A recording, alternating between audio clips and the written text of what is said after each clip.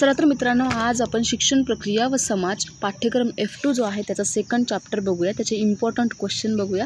यामध्ये मला तरी वाटतं ते अध्ययन म्हणजे काय, त्याचा अर्थ, व्याख्या, स्वरूप, ज्ञानरचनावाद म्हणजे काय, त्याचा अर्थ, व्याख्या, स्वरूप, तत्व आणि लेव वायगोस्कीनी जे ज्ञानरचनावाद जो काही प्रक्रिया मांडलेली आहे आणि पियाजेचा सिद्धांत जो आहे तो विचारला जाऊ शकतो. पियाजेचा सिद्धांत विचारला जाऊ शकतो इम्पॉर्टंट. आणि आय थिंक कोणीतरी मला नोट्स मागितल्या, तर नोट्स माझ्याकडे जे इम्पॉर्टंट क्वेश्चन आहे त्याच्यावर म्हणजे जे सब टॉपिक जे असतात ना ते प्रिपेअर आहे. पूर्ण नोट्स काय माझ्याकडे प्रिपेअर नाही आहे, पण मग मी ट्राय करेल की लवकरच तुमच्यापर्यंत नोट्स पोहोचतील अशा. तर बघूया. अध्ययन हे आपल्याला माहिती आहे, अध्ययन ही जी प्रक्रिया आहे ही अखंड चालणारी प्रक्रिया आहे, जन्मापासून मृत्यूपर्यंत चालणारी प्रक्रिया आहे. हे आपण बघितलेलं आहे. आपला जो काही पास्ट एक्सपिरियन्स असतो त्याच्यावरून होणारा भविष्यात परमनंट चेंज, याला काय म्हणायचं आहे, अध्ययन म्हणायचे. म्हणजे learning is a permanent change in behaviour that is the result of past experience, हे आपण बघितले आहे. मग त्याचा अर्थ, व्याख्या व स्वरूप काय आहे की बालक जन्मल्यानंतर सुरुवातीला ते दुसऱ्यावर अवलंबून असते. अर्थातच ते काय असतं, परावलंबी असतात. म्हणजे त्याला काही पण पाहिजे असेल तर ते मम्मीकडं, पप्पाकडं, शेजारी आजूबाजूला जे लोक असतात त्याच्याकडे ते मागत असतं. म्हणजे ते काय असतं, परावलंबी असतात. मग सभोवतालची जी काही परिस्थिती आहे ती गुंतागुंतीची किंवा सतत बदलत राहणारी असते. त्यामुळे ते नवजात बालक जे आहे ते पूर्वानुभव हा काहीच त्याला नसतो किंवा तो अपुरा असतो. त्यानुसार पालक नवनवीन वर्तमान प्रकारात त्यामध्ये ते आत्मसात करत असतं. मग अध्ययन म्हणजे परिस्थितीची समायोजन, म्हणजे जशी परिस्थिती असेल बालकासमोर तसं तो ॲडजस्ट करत असतो. जे काही खायला भेटते, जे काही जो कोणी आपल्याला खेळवतोय तसं तो खेळत असतो. तेच म्हणजे काय की अध्ययन म्हणजे परिस्थितीशी समायोजन करणे. ठीक आहे. मग त्याच्या भरपूर अशा डेफिनेशन सांगितलेल्या आहे शास्त्रज्ञांनी.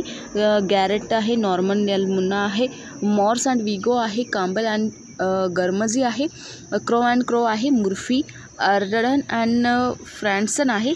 यापैकी जी तुम्हाला इझी वाटेल ती डेफिनेशन तुम्ही लिहू शकता. तर मला वाटते की जी नॉर्मन मनची जी डेफिनेशन आहे किंवा मग गॅरेटची जी डेफिनेशन आहे ती इम्पॉर्टंट वाटते मला, किंवा ती इझी आहे, ती तुम्ही प्रिपेअर करू शकता. ती काय आहे की learning is the activity by virtue of which we organise our response with the new situation. म्हणजे नवीन परिस्थिती लक्षात घेऊन त्या परिस्थितीशी योग्यरित्या आपण प्रतिसाद करतो आणि केलेल्या गोष्टीला रिस्पॉन्स देतो, त्याला काय म्हणायचं आहे, अध्ययन म्हणायचं आहे. ठीक आहे. तर अशा प्रकारे ही जी काय आहे ती अर्थ आहे, व्याख्या आहे आणि त्याचं स्वरूप आहे. तर पुढचं इम्पॉर्टंट जे आहे ते म्हणजे ज्ञानरचनावाद. ज्ञानरचनावाद म्हणजे काय की ज्ञान म्हणजे काय, नॉलेज, रचना म्हणजे काय, कन्स्ट्रक्ट, आणि वाद म्हणजे काय. आपण जर शब्दाचा अर्थ घेतला तर वाद म्हणजे काय असतं, फायटिंग असते. To arrange the structure of a construction, म्हणजे एखाद्या ज्ञानाचं जो काही पूर्वीचं जे ज्ञान आहे त्याच्यात नवीन भर पाडण्याची जी काय प्रक्रिया आहे त्याला काय म्हणायचे, ज्ञानरचनावाद म्हणजे म्हणायचे. मग विद्यार्थी हा ज्ञानाचा केवळ स्वीकार करता आहे हे आपल्याला माहिती आहे. ही भूमिका बदलल्याशिवाय शाळेतील अध्ययन हे विद्यार्थ्यासाठी आनंददायी होणार नाही. ठीक आहे. पण ज्ञानाची रचना म्हणजे अध्ययन प्रक्रिया होय. विद्यार्थी ज्ञानाची रचना करतात. अनुभवांचा अर्थ लावणे म्हणजे अध्ययन होय. पूर्वानुभवाच्या आधारे विद्यार्थी ज्ञान रचना करतात. वातावरणाशी होणाऱ्या आंतरक्रियामधून विद्यार्थी ज्ञान रचना करतात. ह्या ज्या काही डेफिनेशन आहे ह्या सगळ्या सिम्पल डेफिनेशन आहे. ज्ञानरचना वाद म्हणजे काय की पूर्वानुभव जो आपला काही असतो, पूर्वी अनुभवलेल्या विषयावर आपण आत्ताच्या परिस्थितीशी समायोजन साधतो किंवा पूर्वज्ञानाच्या आधारे आपण आत्ताचं जे काही ज्ञान आहे ते डेव्हलप करतो किंवा वाढवितो, त्यालाच काय म्हणायचे, ज्ञानरचनावाद म्हणायचे. मग पुढे त्याचा अर्थ दिला आहे. अर्थ मी तुम्हाला सांगितलं आहे की to arrange, to give structure of a object. ठीक आहे. म्हणजे एखादी रचना करण्याची जी काय प्रक्रिया असते त्याला काय म्हणायचं, ज्ञानरचनावाद म्हणायचं. मग यामुळे काय होतं की ज्ञानरचनावादाची उपपत्ती वेगळ्याच गृहीतकांवर अवलंबून आहे. पारंपरिक शिक्षण पद्धतीपेक्षा भिन्न प्रकारे या गृहीतकांचा परिणाम शिक्षक व विद्यार्थी यांच्यावर होत असतो. पण ज्ञानरचनावादाचा उगम शोधायला तर कित्येक शतके माठीमागे जायला लागेल. त्याचं तत्त्वज्ञ म्हणून कोणाला ओळखलं जातं, गिम्बाटिस्का विको हा जो ज्ञानरचनावादीचा काय आहे, ज्ञानप्राप्ती करणारा तत्त्वज्ञ आहे. ठीक आहे. मग ज्ञानरचनावादाचे मुख्य 3 प्रकार पडतात. त्यामध्ये काय आहे, बोधात्मक ज्ञानरचनावाद, सामाजिक ज्ञानरचनावाद आणि समूळ ज्ञानरचनावाद. हे जे 3 जे टाईप आहे, जे प्रकार आहे ते 3 शास्त्रज्ञांनी वेगवेगळ्या प्रकारे मांडलेले आहे. मग ते कसे मांडलेले आहे हे आपण बघणार आहोत. मग काय म्हणायचं आहे, इन शॉर्टकट्स एकाच इयत्तेत एकाच विषयासाठी एकमेव पाठ्यपुस्तक तयार करण्याची जी काय परंपरा मोडून अधिक त्या पाठ्यपुस्तके तयार करण्याची प्रथा सुरू केली पाहिजे त्याला काय म्हणायचं आहे, ज्ञानरचनावाद. म्हणजे एकाच इयत्तेत एकच पुस्तक आपण लाईफ टाईम शिकू शकत नाही. म्हणजेच काय की वेगवेगळा बदल हा होत गेला पाहिजे. शिक्षण प्रक्रियात विद्यार्थ्यांमध्ये जो काय आहे तो बदल होत गेला पाहिजे, त्याला म्हणायचं आहे ज्ञानरचनावाद. तर बघूया पुढची 3 टाईप. पहिला आहे त्यातला बोधात्मक ज्ञानरचनावाद.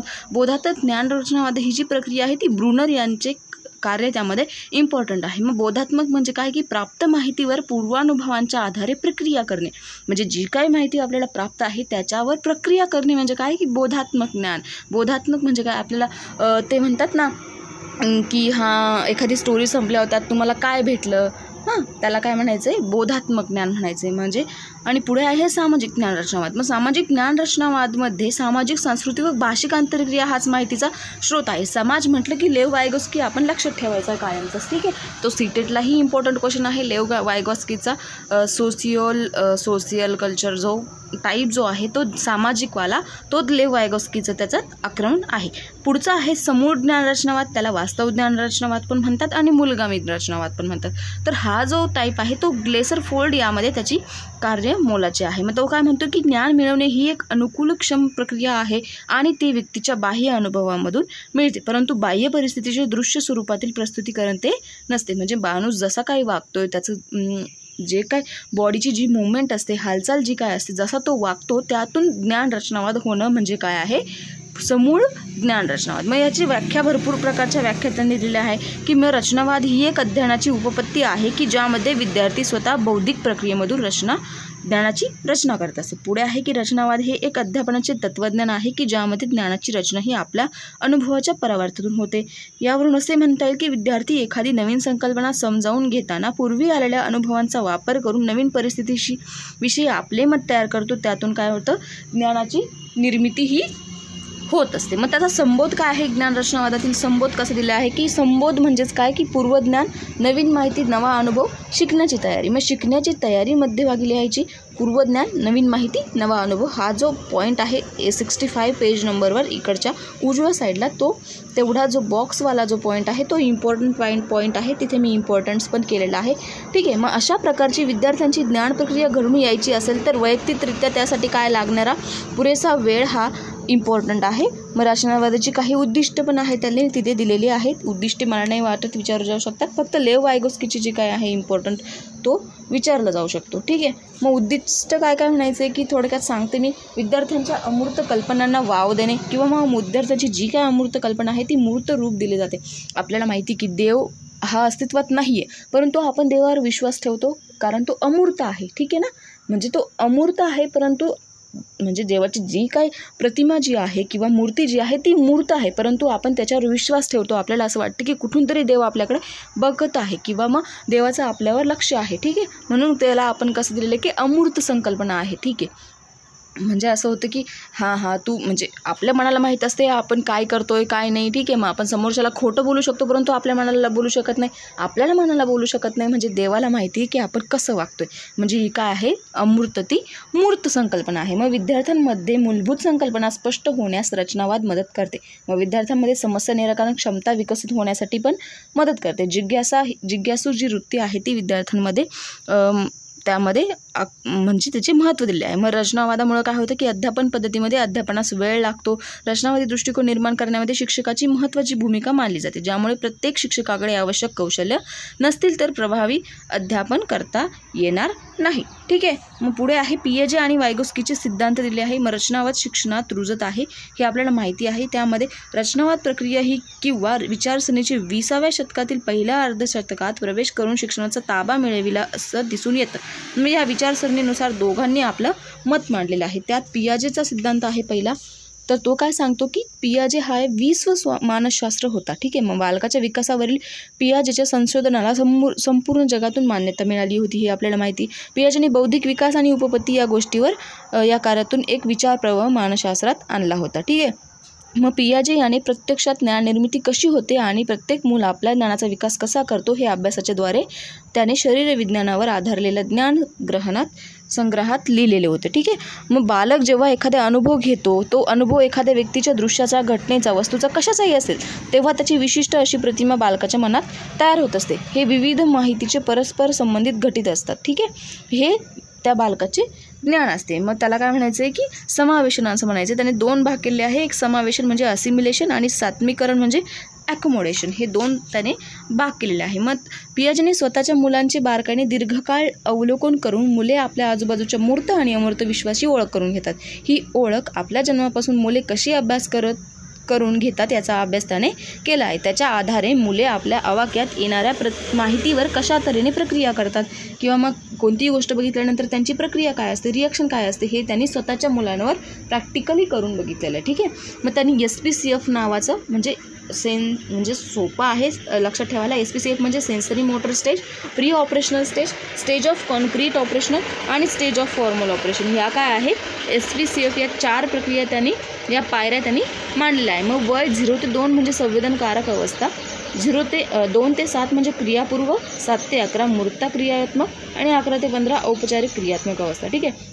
मग 0 ते 2 म्हणजे सेन्सरी मोटर अवस्थेत काय होतं की बालक जो आहे तो सेन्स, म्हणजे त्याला खूप कोणत्याही गोष्टीचं कधी थोड्याने रागवलं किंवा हळूच रागवलं, मोठ्याने रागवलं तरी त्याला रडू येतं हळूहळू. ते म्हणजे काय की सेन्सरी मोटर. म्हणजे मुले आधी स्वतःविषयी समज निर्माण करतात, त्यासाठी प्रामुख्याने आपल्या कर्मेंद्रियांना आजूबाजूच्या वातावरणाशी त्यांची प्रक्रिया चालत असते. हळूहळू मुले स्वतः आणि आजूबाजूच्या वस्तूंवर फरक करायला शिकतात. मग 2 ते 7 म्हणजे काय प्री ऑपरेशनल स्टेज, म्हणजे यामध्ये काय होतं की मुले या वयात विचार करायला शिकू लागतात. ठीक आहे. परंतु त्यांना अमूर्त पातळीवरचा विचार करता येत नाही.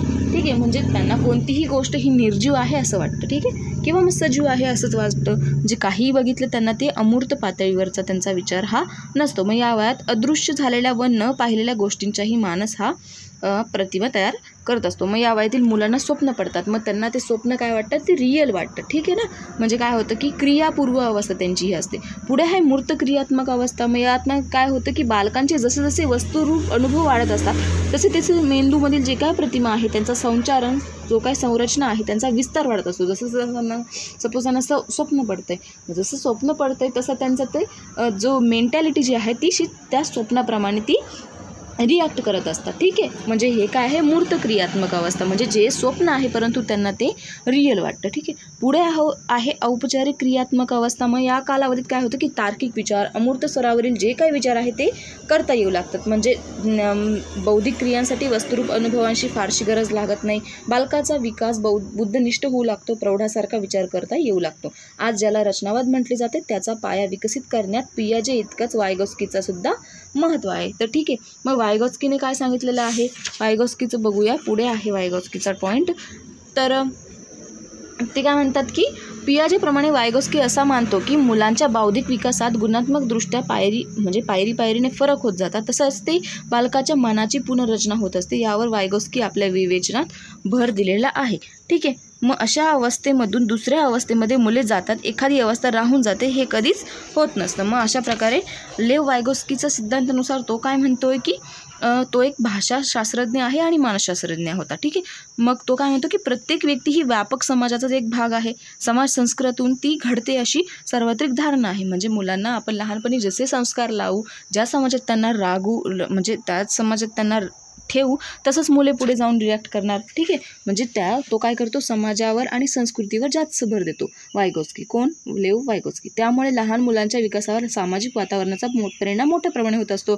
मुलांच्या शिकण्याबाबत ज्या काही शिकणाऱ्या गोष्टी आहे, शिक्षकाला आणि समाजातून मिळणाऱ्या शिक्षण संधीतून फार महत्त्व आहे. अशा प्रकारची मांडणी वायगॉस्कीने केली आहे. मग पियाजेच्या मते ही सामाजिक ज्ञान संप्रेषणाची क्रिया मुख्यतः ज्ञानाचा आशय ठरवी जाते. तर वायगॉस्की दाखवून देतो की केवळ आशयच नव्हे तर विचार प्रक्रियेच्या मूळ स्वरूपातून सामाजिक ज्ञान संप्रेषणाची जी क्रिया प्रभाव पाडत असते विद्यार्थ्यांवर, त्यामध्ये ठळकपणे फरक हा दिसून येतो. मग पियाजे व वायगॉस्की यांच्या विचारातील फरक काय आहे की पियाजे वैश्विक बालकाची संकल्पना मांडली. जगातील सर्वच बालकांचा बौद्धिक विकास हा ठराविक टप्प्यानंतरच होतो. त्याच्या बालकाच्या विशिष्ट सांस्कृतिक वातावरणाशी संबंध नसतो अशी पियाजेची भूमिका आहे. त्यातर वायगॉस्की काय म्हणतो की संस्कृतीनुरूप विकासातील फरकांवर भर देतो. बालकाच्या बौद्धिक विकासाच्या ज्या काही प्रक्रिया घडत असतात त्या ठरवण्यातच सांस्कृतिक संदर्भाचा हातभार हा असतो. म्हणजे विशेषतः ज्या संस्कृतीमध्ये समाज गटामध्ये औपचारिक अमूर्त तार्किक विचारामध्ये सामान्यतः जो भर दिला जात नाही अशा समाजातील मुलांच्या बौद्धिक विकासात तार्किकतेवर भर कमी प्रमाणात आढळून येईल अशी वायगोस्कीची मांडणी आहे. मग ई काय आहे की ज्ञान रचनावादाचे अध्ययन अध्यापनात उपयोजन. मग ज्ञान रचनावादाचे आपण उपयोजन कसे करणार की सक्रिय अनुभवाच्या प्रक्रियेतून विद्यार्थ्यांचे नवीन ज्ञान विकसित होते हे आपल्याला माहिती आहे. मग विद्यार्थी केवळ शिक्षक आणि शैक्षणिक साहित्यावर आधारे ज्ञान माध्यमातून माहिती गृहीत करतो असं नाही, तर विद्यार्थी मोबाईल आहे, टी व्ही आहे, रेडिओ आहे इत्यादीच्या कोणत्याही घटनेतून तो माहिती काय करतो असतो, गोळा करत असतो. ठीक आहे. मग ज्ञान रचनावादी अध्यापनाची मूलभूत वैशिष्ट्ये काय आहे तर अध्ययन म्हणजे निष्क्रिय ग्रहण प्रक्रिया नसून ती सक्रिय अर्थपूर्ण प्रक्रिया आहे जी अर्थपूर्ण समस्या सोडवण्यास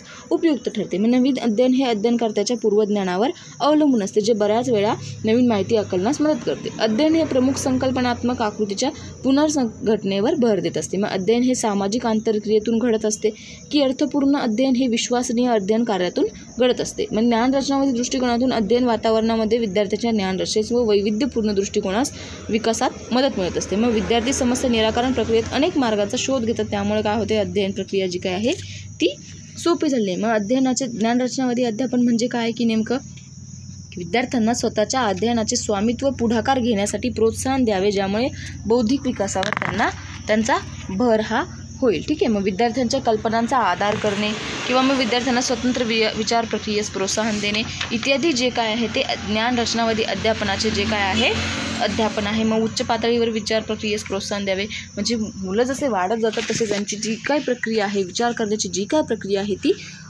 वाढली गेली पाहिजे. ठीक आहे. म्हणजे मुलं वाढत जात आहे परंतु त्यांचे ज्ञान जे काय आहे त्यांचं बुद्धीची जी क्षमता आहे ती बालिश राहता कामा नाही.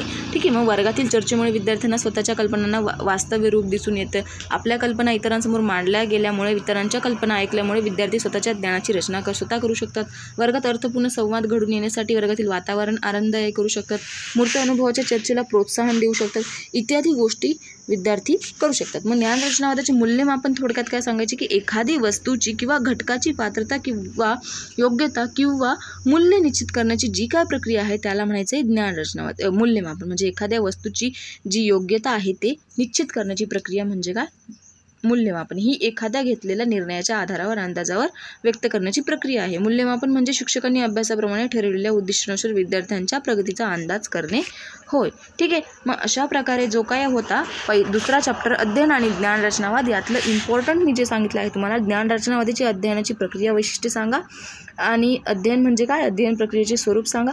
पियाजे आणि वायगोस्कीचा इम्पॉर्टंट जो सिद्धांत आहे SPCF मी तुम्हाला सांगितलं आहे सोसिओ कल्चर आणि बौद्धिक म्हणजे काय बौद्धिकचा जो सिद्धांत आहे तो इम्पॉर्टंट आहे येऊच शकतो 100% येऊ शकतो पियाजे किंवा वायगोस्की यापैकी एक क्वेश्चन. ठीक आहे. तर अशा प्रकारे हा दुसरा चॅप्टर मी इन शॉर्टकट खूपच छोट्या म्हणजे खूपच कमी वेळात घेतलेला आहे, खूप फास्ट घेतलेला आहे. तर नोट्स मी प्रिपेअर करेल जसा मला वेळ भेटेल तसा, कारण तुमच्यासोबत मीही स्टडी करते आहे. माझं MSc झालं आहे आणि मी ऑलरेडी एक वेळेस एक्झाम पण दिलेली आहे आणि ती काय माझ्या D.Ed क्वालिफाय नव्हतं म्हणून ती गृहीत धरली गेलेली नाही आहे. त्यामुळे मी नोट्स मला जसा टाईम भेटेल तसा देईल, कारण तसं मी नोट्स तयार करून ठेवलेले आहे की काय जे इम्पॉर्टंट जे क्वेश्चन आहेत त्यात जे सब टॉपिक जे असतात फॉर एक्झाम्पल पाठ्यक्रम पुस्तकाची जी निर्मिती आहे त्यासाठी आपण काय काळजी घेतली पाहिजे. मग त्यामध्ये सब टॉपिक जे असतात विद्यार्थी केंद्रित असायला हवा, उद्दिष्टपूर्ती असायला हवा, समन्वय साधणारा असायला हवा, फुरसतीच्या वेळेचा उपयोग करणारा असा पाठ्यक्रम असायला हवा. असे जे काही सब टॉपिक आहे त्या शॉर्टकट नोट्स ज्या की एक्झामच्या आधी आपण बघून जाऊ शकतो पटकन, ह्या नोट्स मी प्रिपेअर केलेल्या आहे. बाकी नोट्स माझ्याकडे नाही आहे तर मी ट्राय करेल की लवकरात लवकर तुमच्याकडे नोट्स पोहोचवायच्या. ठीक आहे. तर भेटूया परत पुढच्या व्हिडिओमध्ये. पुढचा व्हिडिओ कोणत्याही टॉपिकवर असू शकतो. ठीक आहे. तर बाय बाय, टेक केअर.